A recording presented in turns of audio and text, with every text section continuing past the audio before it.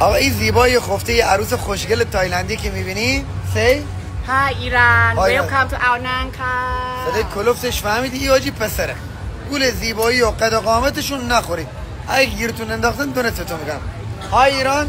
های ایران. صداش از باپیرم هم کلفته رد پدر بزرگم. Have a good night. آقای خوشگلایی که میبینی نگید چرا سانسور نکنه. های Take photo pay na. Not pay. What? Say hi Iran. Hello. No. Hi Iran. Hi Iran. Hi Iran. Hi Iran. Iran. اینا لیدی بوی مرد ها. نگید چرا فلان گذاشته پیجش ببندینا.